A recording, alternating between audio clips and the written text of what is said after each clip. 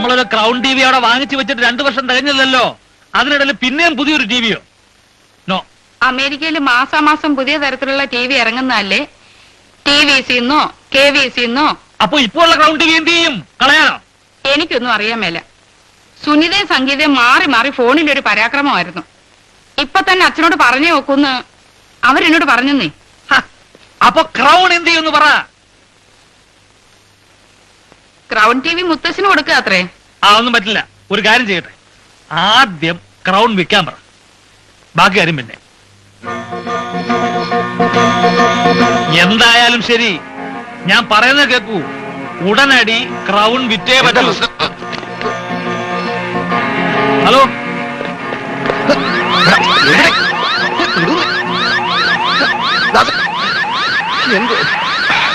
എന്തോന്നാ ഇത്?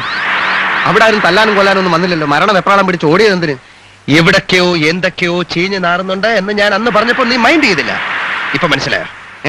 നിനക്ക് മനസ്സിലായോന്ന്? മനസ്സിലായി. എന്ത് മനസ്സിലായി? നിനക്ക് വട്ടിന്റെ ആരംഭമായിരിക്കുന്നു എന്ന് മനസ്സിലായി.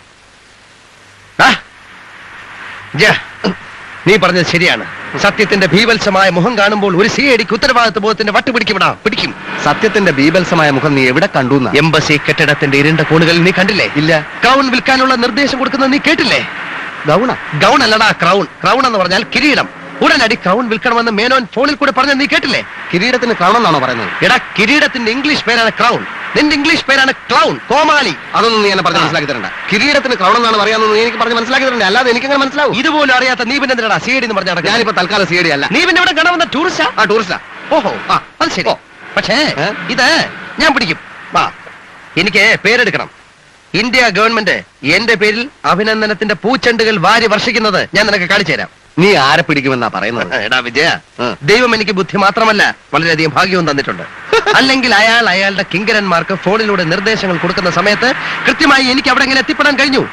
നമ്മൾ കിരീടം കണ്ടുപിടിക്കുമെന്ന് അയാൾക്ക് ഉറപ്പായി. അതുകൊണ്ടാണ് അയാൾ കിരീടം വിൽക്കാൻ തീരുമാനിച്ചത്. കള്ളൻ കപ്പലിൽ തന്നെയായിരുന്നു. ഇപ്പൊ മനസ്സിലായോ? അയാൾ തന്നെയാണ് നമ്മളെ കൊല്ലിക്കാനും ശ്രമിച്ചത്. അപ്പൊ ഈ മേനോൻ തന്നെയാണോ ഈ പോൾ ബാർബർ? എടാ വിഡ്ഢി, പിന്നല്ലാതെ. വലിയ വലിയ കള്ളന്മാർക്ക് വളരെ വളരെ കള്ളപ്പേരുകൾ കാണും. നമ്മൾ എന്ത് ചെയ്യുന്നു എന്ന് അയാൾക്കറിയണം. എന്തിന്? നമുക്ക് ചെലവിന് കാശ് തരില്ലെന്ന് പറഞ്ഞു. എന്തുകൊണ്ട്? എടാ, കയ്യിൽ കാശില്ലാതാകുമ്പോൾ നമ്മൾ ഇൻവെസ്റ്റിഗേഷൻ നിർത്തിവെക്കില്ലേ? ഓഹോ, എന്നാൽ ഇപ്പൊ തന്നെ പോയി അയാളെ അറസ്റ്റ് ചെയ്ത് കസ്റ്റഡിയിലെടുക്കാം. എടാ മണ്ട, എല്ലാ തെളിവുകളും ശേഖരിക്കാതെ അയാളെ അറസ്റ്റ് ചെയ്യാൻ പറ്റില്ല. എന്ത് തെളിവ്? നല്ല 4 ഇടി കൊടുത്ത തത്ത പറയും പോലെ അയാളെ കൊണ്ട് സത്യം പറയിപ്പിക്കാം. ഇത് ഇന്ത്യയല്ല. അയാൾക്ക് എന്തൊക്കെ സന്നാഹങ്ങളുണ്ടെന്ന് ആർക്കറിയാം? പിന്നെ എന്ത് ചെയ്യുന്ന നീ പറയുന്നത്?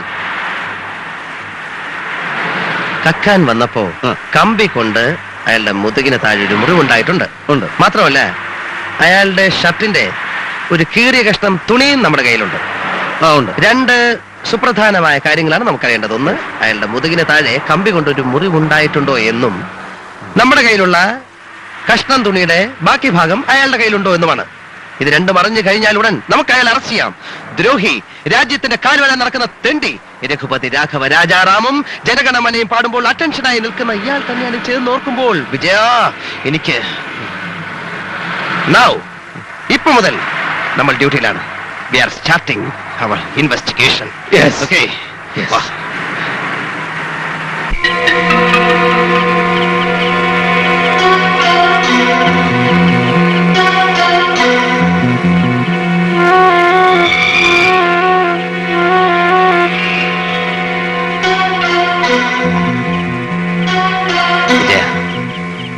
വീടിന്റെ 4 ഭാഗത്തും കണ്ണു വേണം. ഏത് ഭാഗത്തു നിന്നാണ് അറ്റാക്ക് വരിക എന്ന് എനിക്ക് പറയാൻ പറ്റില്ല. എനിക്കും പറയാൻ പറ്റില്ല. നമ്മുടെ ഈ നീക്കം അവൻ TV-യിൽ കൂടി കാണുന്നുണ്ടോ എന്നാണ് എന്റെ പേടി. എനിക്കുമുണ്ട് പേടി. മേനോൻ ഷർട്ട് ഇടാതാണ് നിൽക്കുന്നതെങ്കിൽ മുതുകിന് താഴെയുള്ള മുറിവ് നമുക്ക് കാണാൻ പറ്റും. എങ്കിൽ രക്ഷപ്പെട്ടു.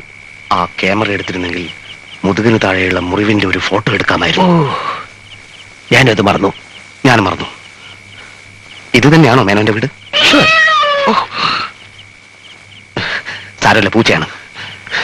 No problem. Come on.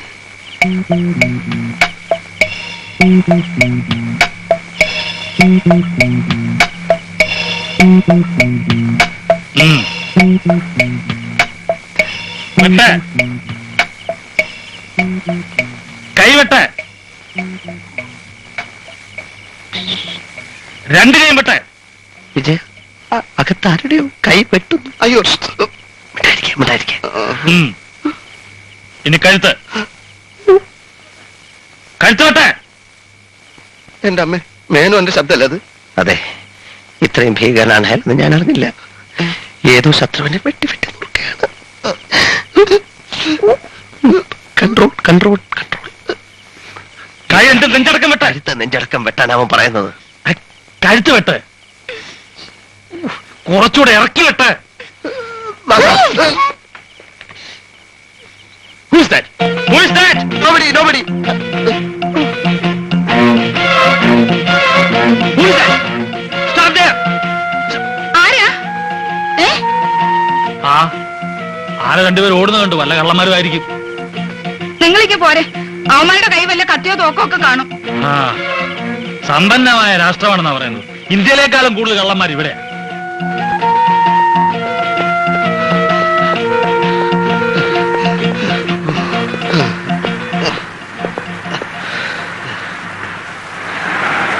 സ്വന്തം വീട്ടിനകത്ത് വെച്ച് മനുഷ്യരെ കൊന്നൊടുക്കുന്നവൻ ഭയങ്കരൻ തന്നെ വിജയ, ഭയങ്കരൻ തന്നെ.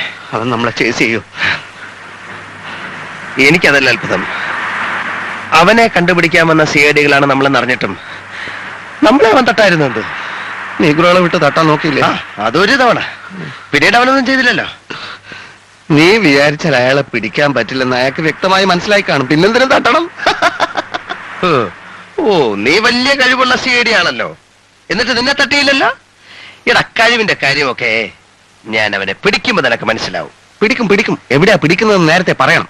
എടാ, നിന്റെ കഴുത്തും കൈയും കാലും വെട്ടി ഏതെങ്കിലും ഓടയിൽ നിന്നെ അയാൾ കുഴിച്ചു മൂടും. വിജയ, അറം പറ്റുന്ന വർത്താനം പറയരുതേ. പറയിപ്പിക്കുകയാണല്ലോ. എങ്ങനെയെങ്കിലും ഇവനെ ഒതുക്കിയേ. ഈ കേസിൽ നമ്മൾ ഒതുങ്ങേ ഉള്ളൂ. എത്രയും പെട്ടെന്ന് നമുക്ക് കീഴടങ്ങാം. നമ്മൾ കിരീട് അന്വേഷിക്കുന്ന പരിപാടി മതിയാക്കി എന്ന് അയാളോട് ചെന്ന് പറയാം. എന്നാലേ ജീവനോടെ ഇന്ത്യയിലേക്ക് നമുക്ക് തിരിച്ചു പോകാൻ പറ്റുള്ളൂ. അന്വേഷണം മതിയാക്കിയെന്ന് അയാളോട് പറയുന്നത് നല്ലതാണ്. Correct correct. പക്ഷെ വൈകുന്നേരം വരെ വെള്ളം കോരിയിട്ട് വൈകിട്ട് കലമിട്ട് ഉടയ്ക്കണോ? ഭീകരൻ മുമ്പിൽ തന്നെ നിൽക്കുകയല്ലേ. ഇനി കയ്യാമം വെച്ച് വാനി കയറ്റിയാ പോരെ.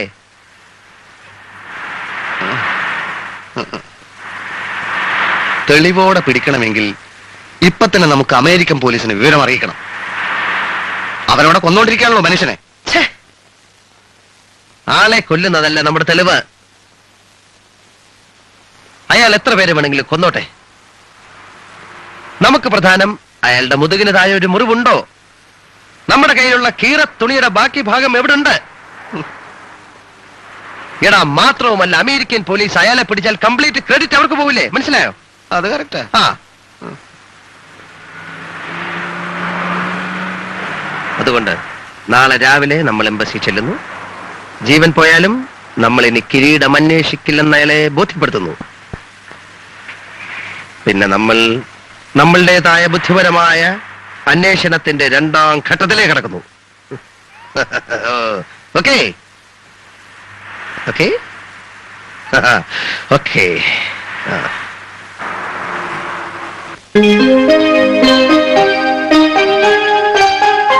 ഇന്ത്യ ഗവൺമെന്റിനെ തൊലയ്ക്കാത്തല്ല താരക്ക് ഇറങ്ങിയിരിക്കുന്നത്.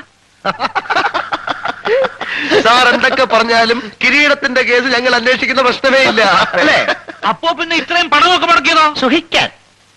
സാർ, കിരീടം മോഷ്ടിക്കുക, കള്ളക്കടത്ത് നടത്തുക, കൊലപാതകം ചെയ്യുക എന്നൊക്കെ പറയുന്ന വലിയ തെറ്റൊന്നുമല്ല, അല്ലേ? വ്യവസ്ഥിതിയുടെ തകരാറ് മൂലം മനുഷ്യൻ ചെയ്തു പോകുന്നതാണ്.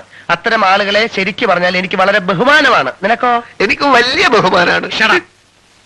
ഈ തോന്നിവാസത്തിന്റെ ഫലം നിങ്ങൾ അനുഭവിക്കും. ഞാൻ ഇപ്പോൾ തന്നെ സെൻട്രൽ മിനിസ്റ്ററെ ഇൻഫോം ചെയ്യും. ചെയ്തു. ആരെ വേണേലും ഇൻഫോം ചെയ്തു. നാട്ടിൽ തിരിച്ചെത്തുമ്പോൾ ഡിസ്മിസൽ ഓർഡർ ആയിരിക്കും നിങ്ങൾക്ക് വേണ്ടി വെയിറ്റ് ചെയ്യുന്നത്. വളരെ സന്തോഷം. സാർ എന്തൊക്കെ പറഞ്ഞാലും ഞങ്ങൾ അന്വേഷിക്കുന്ന പ്രശ്നമേ ഇല്ല. ഓക്കെ, ഞങ്ങൾ സൂഹിക്കാൻ പോവാണ്, ആസ്വദിക്കാൻ പോവാണ്.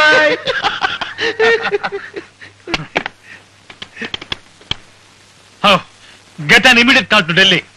It's very urgent.